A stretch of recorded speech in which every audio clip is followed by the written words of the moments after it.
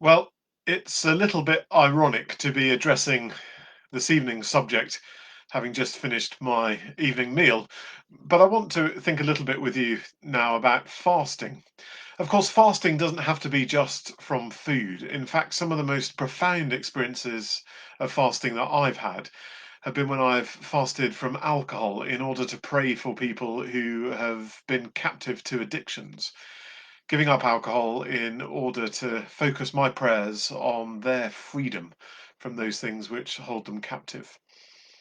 Fasting could be from social media or from television, from all kinds of things. Because what fasting is isn't about building up bonus points with God in order to persuade Him to do things. No, as we know, that's not how prayer works. No, what fasting does is help us to focus on prayer. It removes some of those things which distract us, it sharpens our senses in order that we might be focused on prayer. Take giving up drinking alcohol, for example. The way I found that so helpful in prompting me to pray for those particular individuals was that every time I was offered alcohol or fancied a drink, I was prompted instead to pray for those people. It focused me on praying for particular people in those situations.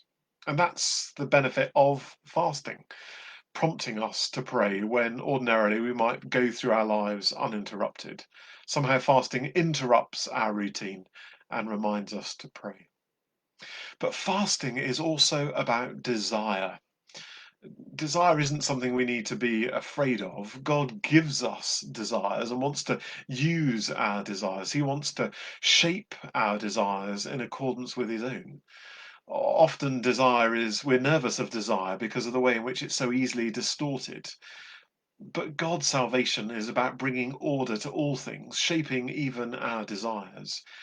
And one of the blessings of fasting is that it helps us to tune our desires to God's desires.